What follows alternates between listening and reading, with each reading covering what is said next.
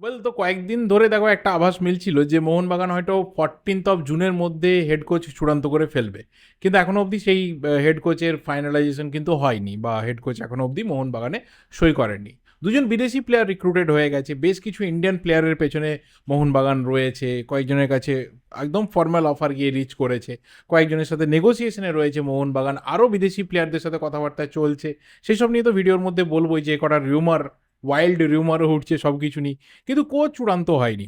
কোন কোচ আসার সম্ভাবনা বেশি, কার দিকে পাল্লা ঝুঁকে, যা কিছু মার্কেট দেখে মনে হচ্ছে সেই রিলেটেড কথা বলবো। দেখো, কোচের ব্যাপারটা খুব সেন্সিটিভ। তার একটাই কারণ যে মোহনবাগানের যদি লাস্ট কয়েক সিজনের একটা ট্র্যাক রেকর্ড দেখা হয়, তাহলে কিন্তু এরকম কোনো গ্যারেন্টি নেই যে মোহনবাগানে কেউ সাকসেস পেলে সে পরের সিজনে কন্টিনিউ করবে, বা তাকে ফুল সিজন পরের সিজনে রাখা হবে। এটা নিয়ে তো এর আগে কথা বলেছি আমরা। সেটা অ্যান্তনিও লোপেজ হাবাস হোক, সেটা পরে ওয়ান ফেরান্দো হোক, সেটা আবার অ্যান্তনিও লোপেজ হাবাস হোক, বা সেটা হোসে মলিনা হোক। ইভেন এই সিজনও, মানে লাস্ট সিজনও আমরা দেখলাম যে শুধুমাত্র আইএসএলের জন্য সের্জিও লোবেরাকে নিয়ে আসা হলো, তারপর তাকে ছেড়ে দেওয়া হচ্ছে। এই যে কোথাও একটা বারবার চেঞ্জ, বারবার সুইচ করা, বারবার বিভিন্ন ধরনের মডেলকে চেক করা, বিভিন্ন ধরনের কোচের যে ফিলোসফিগুলো রয়েছে সেগুলোকে চেক করা, কোথাও মোহনবাগানে কিন্তু হচ্ছে। কিন্তু এখনও অবধি স্টেবিলিটি কোচ নিয়ে, যে ঠিক আছে চলো এই কোচ একদম আমার চোখ কান বন্ধ করে 2 সিজন থাকবে, আমি যে টুর্নামেন্টই খেলি না কেন, যেমনই পারফরমেন্স হোক না কেন, চ্যাম্পিয়ন হই, রানার্স আপ হই, third position, fourth position, disaster season যেমনই হোক না কেন, coach will continue for my club. এরকম কিন্তু মোহনবাগান ম্যানেজমেন্টের মধ্যে চিন্তাভাবনা দেখতে পাওয়া যায়নি, টু বি ভেরি অনেস্ট। তো সেই জায়গাতে দাঁড়িয়ে কোচের জায়গাটা এই কারণেই মোহনবাগানে খুব সেন্সিটিভ। অর্থাৎ যিনি আসবেন তিনি কোথাও হয়তো এরকম মাইন্ডসেট নিয়ে আসবেন যে আমি যদি এই সিজনে সাফল্য পেয়েও যাই, এরকম কোনো গ্যারেন্টি নেই যে পরের সিজনে আমি ফুল টাইম পুরো কোচ থাকবো, যেমন সিজনের শুরু থেকে শেষ অবধি আবার আমি থাকতে পারবো, সেখানে আমার ওপর ভরসা রাখা হবে আমি যেমনই কিছু করি না কেন। সেরকম কিন্তু কোনো নিশ্চয়তা নেই। তো সেই জায়গাতে দাঁড়িয়ে কোন কোচ ফাইনালি রাজি হবেন, এবং কোন কোচের প্লেয়িং স্ট্র্যাটেজি অনুযায়ী আপাতত মোহনবাগান তাদের রিক্রুটমেন্টের ঘুঁটি সাজাচ্ছে, সেটাও একটা বিগ ফ্যাক্টর। এখন অবধি যে দুজন বিদেশি প্লেয়ার সই করিয়েছে মোহনবাগান, এবং অবশ্যই যে ধরনের ইন্ডিয়ান প্লেয়ারদের পেছনে মোহনবাগান রয়েছে, সেখানে একটা জিনিস তো পরিষ্কার যে মোহনবাগান কোথাও সম্ভবত স্প্যানিশ ঘরানা থেকে বা স্প্যানিশ ধাঁচের ফুটবল থেকে একটু হলেও বেরিয়ে আসতে চাইছে।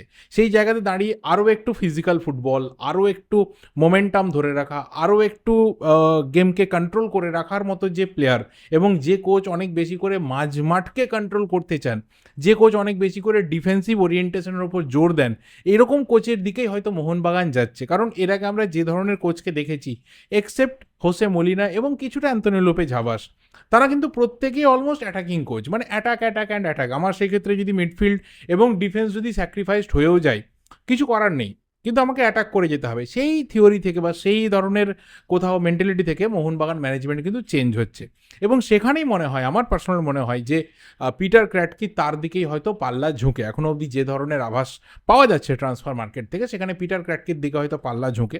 তার পাশাপাশি পাঞ্জাবের কোচ তিনিও রয়েছেন, তিনিও টার্গেটে রয়েছেন, কিন্তু আমার মনে হয় যে পার্সোনালি হয়তো পিটার ক্র্যাটকি ফাইনালি মোহনবাগানে আসতে পারেন। তবে আরও অনেক নাম নিয়ে আলোচনা হচ্ছে, উইদিন দ্য আইএসএল হচ্ছে, আউটসাইড আইএসএল হচ্ছে। মোহনবাগান যাকেই করুক না কেন, যে থিওরিটা বললাম যে কোথাও যে ধরনের স্টাইল এতদিন ধরে মোহনবাগানে হয়তো ম্যাক্সিমাম সময় আমরা দেখেছি আইএসএলে, সেখান থেকে কিছুটা বদল হয়তো মোহনবাগানে হচ্ছে, এবং সেখানে পিটার ক্র্যাটকি হয়তো সেই ধরনের কোচ হবেন যিনি ডিফেন্স এবং মাঝমাঠের মধ্যে একটা খুব সুন্দর সামঞ্জস্য রাখেন, তারপরে তিনি অ্যাটাকের দিকে যান। অ্যাটাকটা কিন্তু তার প্রাইমারি টার্গেট হয় না, এবং যে ধরনের প্লেয়ারও সিগনেচার হয়েছে সেখানে কোথাও ইন্ডিকেট করে যে এই প্রোফাইলেরই কোচ হয়তো মোহনবাগানে ফাইনালি আসতে চলেছেন। পিটার ক্র্যাটকি যদি হয়, তাহলে তিনি অবশ্যই ইন্ডিয়ান সুপার লিগের একটা ভাস্ট এক্সপিরিয়েন্স নিয়ে আসবেন, মুম্বাই সিটি এফসির মতো একটা সাকসেসফুল টিমকে কোচিং করানোর এক্সপিরিয়েন্স নিয়ে আসবেন, এবং অবশ্যই তিনি আসা মানে কিন্তু ফ্রেশ কিছু ব্যাপার মোহনবাগানে, ফ্রেশ কিছু স্ট্র্যাটেজি, ফ্রেশ কিছু ফরমেশন, ফ্রেশ কিছু গেম প্ল্যান আমরা অবশ্যই মোহনবাগান টিমে দেখতে পারি। নাও দ্য নেক্সট পয়েন্ট হচ্ছে যে বেশ কিছু প্লেয়ারের রিউমার উঠছে। দেখো, ইন্ডিয়ান প্লেয়ারের রিউমার যে ধরনের উঠছে, সেখানে কোথাও মোহনবাগান সেই ধরনের প্রোফাইল এর আগে সিগনেচার করিয়েছে, নাথিং বিগ। আমার কাছে, আমার এটা মনে হয় না যে এমন কিছু প্রোফাইলের নাম উঠছে যে সেটা খুব বিরাট কিছু ব্যাপার। কারণ মোহনবাগান এই ধরনের চমকের সিগনেচার বা এই ধরনের high profile Indian signature Mohun Bagan করিয়েছে। সেখানে অবশ্যই ছাংতের নাম তো প্রায় গত কয়েকটা সিজন ধরে উঠছে, লেগে গেলে লেগে যাবে, না লাগলে না লাগবে, কিছু বলার নেই। তার সাথে আরও বেশ কিছু প্লেয়ার, তাদেরও নাম উঠছে, প্রচুর উইঙ্গারের নাম উঠছে, মানে ইন্ডিয়ান ফুটবলের বোধহয় কোনো উইঙ্গারের নাম বাদ নেই যে মোহনবাগানের সাথে লিঙ্কড আপ হয়নি, মানে ইন্ডিয়ান উইঙ্গারের কথা বলছি। সে ব্রাইসন বলো, পার্থিব বলো, জিতিন বলো, যে কেউ বলো, মানে প্রত্যেকের নাম, মোহাম্মদ সানান বলো, প্রত্যেকের নাম কিন্তু মোহনবাগানের সাথে লিঙ্কড হয়ে গেছে। মানে কেউ না কেউ তো আসবে, কারণ মোহনবাগান তো উইংয়ের জায়গাটা একটু ভাবনা চিন্তার পুরো একদম মানে টপ অফ দ্য টেবিল নিয়ে চলে এসেছে, যে উইংটাকে কিন্তু ভালোভাবে সাজাতে হবে। কারণ এই 2026-27 সিজনে এবং 2025-26-এরও মোটামুটি একটা বড় সময় জুড়ে উইং দুটো কিন্তু মোহনবাগানকে একটু হলেও ভুগিয়েছে। এবার সেই জায়গাতে আরও একটা নাম খুব ওয়াইল্ডলি বেরিয়ে এসেছে, সেটা হচ্ছে Ryan Williams. Ryan Williams Bengaluru থেকে মোহনবাগানে সুইচ করতে পারে, বেঙ্গালুরু থেকে মোহনবাগানে সে আসতে পারে, এই ধরনের একটা রিউমার উঠেছে। রায়ান উইলিয়ামসের ক্ষেত্রে মোহনবাগানের অ্যাডভান্টেজ, মানে শুধুমাত্র মোহনবাগান না, মানে রায়ান উইলিয়ামস ইন্ডিয়ান ফুটবলে যে ক্লাবেই খেলুক অ্যাডভান্টেজ ভাই, ডিসঅ্যাডভান্টেজ তো কিছু নেই। এক নম্বর হচ্ছে যে তুমি একজন বিদেশি প্লেয়ারকে ইন্ডিয়ান প্লেয়ারের কোটাতে খেলাতে পারবে, মানে এর থেকে বড় অ্যাডভান্টেজ ফার্স্ট অফ অল কিছু নেই, এক নম্বর। দু নম্বর হচ্ছে যে প্লেয়ারটার এই মুহূর্তে যে ফর্মটা চলছে, যে গোল্ডেন ফর্মের মধ্যে রয়েছে, সেটা একটা বড় প্লাস পয়েন্ট হবে। এবং তিন নম্বর হচ্ছে যে ওর এক্সপিরিয়েন্স রয়েছে, এতদিন ধরে বিশ্বের বিভিন্ন ক্লাবে খেলা, বিভিন্ন প্রান্তে খেলা, তার এক্সপিরিয়েন্সটাকে ও কোথাও পুট করতে পারবে। এবং ডেফিনেটলি ও যে প্রোফাইলের প্লেয়ার, ওর মধ্যে যে ধরনের খিদে রয়েছে, সেটাও কোথাও আমার মনে হয় যে মোহনবাগানের মতো টিমে কিন্তু খুব সুন্দরভাবে সেটা একদমই মিশে যাবে, এবং সেটা কোথাও মোহনবাগানের জন্য ভালোই হবে। কিন্তু আমি আবারও বলছি যে এই রুমার আমি জানি না কতটা এর মধ্যে সত্যি রয়েছে। এবং বেঙ্গালুরু এফসি, মানে যে বেঙ্গালুরুর সাথে রায়ান উইলিয়ামসের সম্পর্ক কিন্তু সিরিয়াসলি খুব ভালো, মানে হয় না কিছু কিছু ক্ষেত্রে যে কোথাও প্রফেশনালিজমের পরেও একটা সম্পর্ক তৈরি হয়ে যায়, সেরকমটা কিন্তু রায়ান উইলিয়ামসের সাথে বেঙ্গালুরুর হয়ে গেছে। এবার দেখো, যদি সত্যি সে ভালো অফার পায়, যদি ভালো স্যালারি অফার পায়, তাহলে অবশ্যই তার সুইচ করতে কোথাও কোনো প্রবলেম নেই। বাট এই রুমারটা কিন্তু উঠছে, কিন্তু এর সাথে একটা খুবই ওয়াইল্ডেস্ট রিউমার উঠছে। শুধুমাত্র সেটা মোহনবাগানের সাথে জুড়েছে বলবো না, সেটা ইস্টবেঙ্গলের সাথে জুড়েছে, আইএসএল এর অন্যান্য ক্লাবের সাথে এর আগে বিভিন্ন সময় এই ধরনের রিউমার উঠেছে। সেটা হচ্ছে থাইল্যান্ডে খেলা একজন বিদেশি প্লেয়ার, সেটা হচ্ছে ডেনিলসন জুনিয়র, থাইল্যান্ডের রাচাবুরিতে খেলে। সেই প্লেয়ারকে নাকি আমাদের ইন্ডিয়ান সুপার লিগের বিভিন্ন ক্লাব তাকে টার্গেট করছে। প্লেয়ারটা সম্বন্ধে বলি, প্লেয়ারটা তার মোটামুটি এই 12-13 বছরের কেরিয়ারে প্রায় 17 থেকে 18 বার বিভিন্ন ক্লাব সুইচ করেছে, এবং ন্যাচারালি খুব কম ক্লাব রয়েছে সেখানে সে 6 মাস, 7 মাস, 8 মাসের বেশি টেকে। বেশিরভাগ সময়ে তার কিন্তু ওই কন্ট্রাক্ট পিরিয়ডটা ওরকমই থাকে। এবার রাচাবুরির ক্ষেত্রে ব্যাপারটা হচ্ছে, রাচাবুরির হয়ে এইবারে গোটা থাই লিগের সিজনটা খেলেছে, এবং তার সাথে আরও একটা বছরের কন্ট্রাক্ট কিন্তু ওর সাথে রয়েছে। এবং সেই ক্ষেত্রে ওর যা পারফরমেন্স এবারে থাই লিগে, প্রচুর গোল করেছে, এবং রাচাবুরির হয়ে প্রচুর গোল করেছে, এফসি চ্যাম্পিয়ন্স লিগ 2-এ গোল করেছে।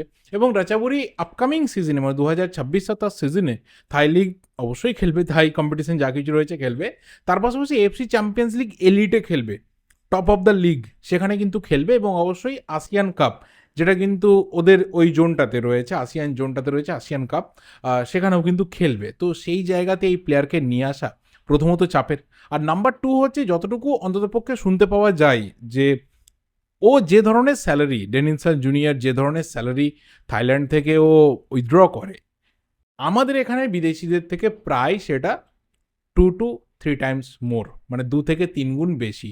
তো সেই জায়গাতে আপাতত আমাদের ইন্ডিয়ান ফুটবলের যে সিচুয়েশন, সেটা কি তাকে দেওয়ার মতো কন্ডিশনে কোনো ক্লাব রিচ করবে? এক নম্বর। দু নম্বর হচ্ছে, দেখো, যে প্লেয়ারটা দেখবে যে আমি আপকামিং সিজনে এফসি চ্যাম্পিয়ন্স লিগ এলিটে খেলবো, দ্যাট মিনস আমি আরও বেটার কিছু ক্লাবকে অ্যাট্রাক্ট করতে পারবো আমার পারফরমেন্স দিয়ে, স্যালারি তো অবশ্যই বাড়বে, আরও বেটার লিগেও যাওয়ার চান্স বাড়বে। সেই জায়গাতেও কি এই প্লেয়ারকে কোথাও নিয়ে আসার মতো সিচুয়েশনে পৌঁছতে পারবে আমাদের ইন্ডিয়ান সুপার লিগের ক্লাবগুলো?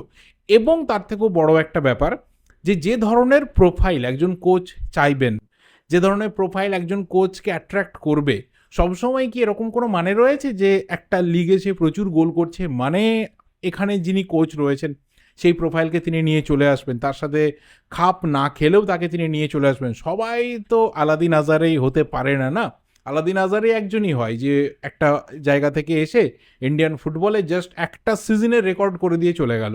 সে তো একবারই হয়, হয়তো আবারও হতে পারে, কিন্তু একবারই হয়, বা একটা প্লেয়ারের ক্ষেত্রে হয়তো হয়, সবার ক্ষেত্রে হবে তার কোনো মানে নেই।